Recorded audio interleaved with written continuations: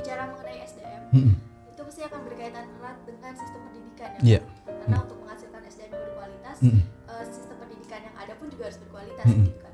Nah, sebagai seorang mahasiswa yang mendapatkan privilege untuk menekuni ilmu, kedisiplinan ilmu di bidang ini terutama, itu bagaimana sih Pak peran dari mahasiswa itu sendiri dalam kontribusi mereka gitu dalam mengambil alih di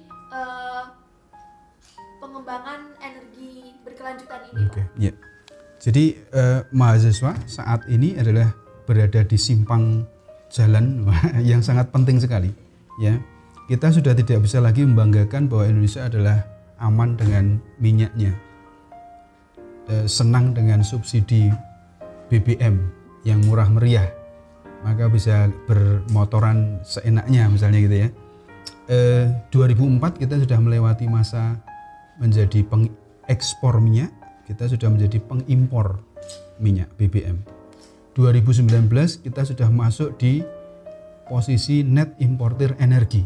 Artinya energi, kebutuhan energi kita gede banget, bukan hanya minyak, tapi energi secara umum itu kita sudah menjadi importer energi. Mahasiswa harus melihat itu sebagai titik kritis. Ya, kritisnya itu bukan sekedar kritis apa ya yang agak politis itu ya, tapi bagaimana sih biar kita survive.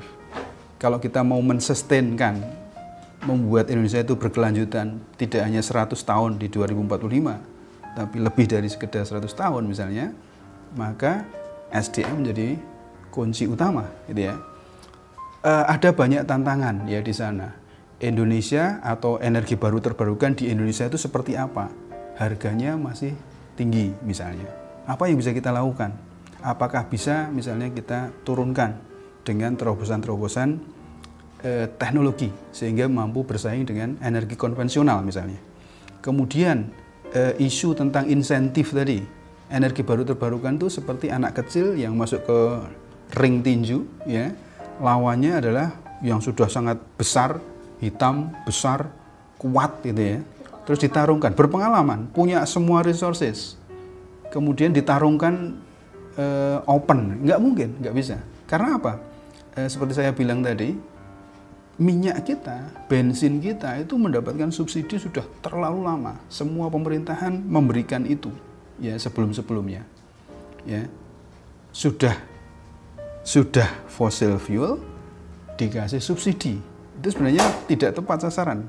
Ya, makanya dalam pemerintahan yang sekarang dan selanjutnya tentunya mengurangi itu untuk diberikan kepada insentifnya kepada pengembangan energi yang masa depan kita.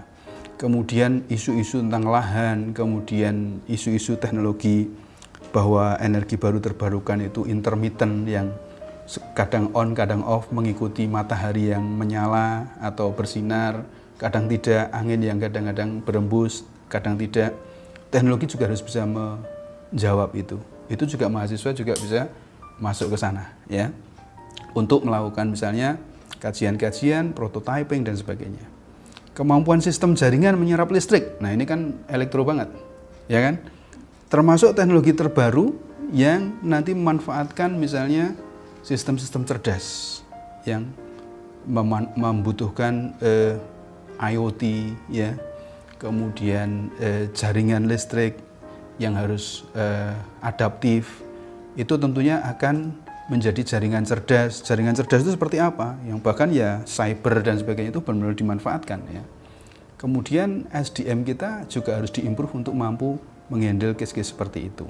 Teknologi energi baru terbarukan, supporternya IoT, kemudian apapun itu yang dibutuhkan. Dan masalah isu import ya. Nah, ini kan jadi beban dalam tanda kutip.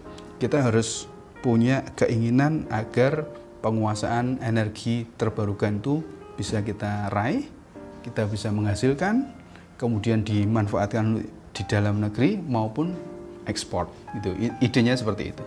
Ya.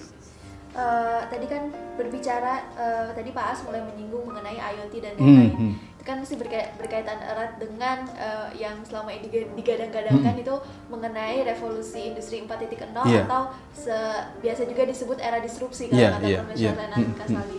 Nah, ini semua kan berarti memang di masa semua hal itu digitalisasi gitu. Benar. Ya. Nah, di sini pertama mungkin yang ingin saya tanyakan dan minta tolong dijelaskan sama Pak Aas adalah bagaimana impact dari digitalisasi itu sendiri, terutama di bidang energi. Dan yang kedua mungkin spesifik ke inovasinya Pak, inovasi dari pengembangan energi terbarukan yang memang menggunakan peran dari teknologi digital. Gitu. Jadi ke depan itu konsepnya sudah smart grids ya, smart grid, dan PLN sudah mengambil intisari dari itu. Jadi PLN juga, kita kan pemain tunggal kelistrikan itu PLN ya. Off taker terakhir itu ya si PLN. Apapun yang di penghasilnya harus melalui PLN, dan PLN sudah mulai mengakomodasi teknologi-teknologi ini. Smart grid, tantangan ke depan adalah bagaimana mendigitaliskan. Barangnya tetap analog iya, tapi bagaimana cara bermain, bagaimana code of conduct-nya, bagaimana code of bisnisnya dan sebagainya itu nanti digitize. Yang ditakuti memang kemudian, Pak, itu nanti kalau tiba-tiba jaringannya diserang oleh cyber bisa nggak? Ya bisa. Nah, itu tantangan kan. Dari cyber security masuk ke dalam sistem jaringan. Seperti halnya bayangannya kira-kira kalau listriknya terkonek semua, tiba-tiba saya mau memutuskan Jogja, misalnya, itu kan bisa. Kalau cyber hackernya bisa masuk misalnya. Nah itu bisa gitu loh, dalam case ketika itu nanti sudah sistemnya sudah terkonek dengan sangat advance gitu ya. Yang case yang sekarang ditakuti kan misalnya di US, di Europe, itu di Eropa segala itu kan setelah tadi itu ya semua sistem masuk, cyber masuk, jangan-jangan nanti saya bisa bermain-main dengan itu. Nah itu tantangan satu. Masih banyak tantangan-tantangan yang lain, bahwa semua nanti akan berusaha menjadi pengguna sekaligus sebagai produsen juga. Ya, seperti case solar home rooftop itu, solar home system yang konsepnya rooftop solar system itu di setiap rumah punya memasang solar energi misalnya. Jadi rumah yang dulunya hanya meminta dan menerima listrik, sekarang posisinya bisa menjadi penghasil listrik misalnya. Itu kan menjadi menarik gitu. Masih ada pembangkit-pembangkit lain yang mungkin itu lebih dekat dengan beban, dan harapannya itu juga bisa masuk ke jaringan. Pembangkit-pembangkitnya semakin banyak, kemudian pembangkitnya bukan hanya sekedar pembangkit. Kalau kamu di dekat rumah kamu, tentunya kamu pengennya pembangkit yang bersih misalnya. Nggak mungkin kan batu bara kamu pasang di samping rumah kamu misalnya. Ya makanya case-case seperti ini menjadi tantangan-tantangan yang harus dihadapi. Banyak sekali research center yang sudah menjadikan itu jadi case untuk model, ya, menjadi kesempatan peluang untuk research. Ya ada istilahnya konsep microgrids, smart grids, semuanya didigitaliskan. Kemudian bahkan sekarang sudah mulai kan, kamu bayar listrik dan sebagainya itu seperti bayar pulsa gitu ya dan sebagainya. Loh Pak, dulu muternya seperti analog dan sebagainya, listriknya kan analog, tapi kamu digitaliskan sisi bisnisnya, pembayarannya dan seterusnya ya. Seperti itu kira-kira bayangannya, dan itu semuanya serba memudahkan.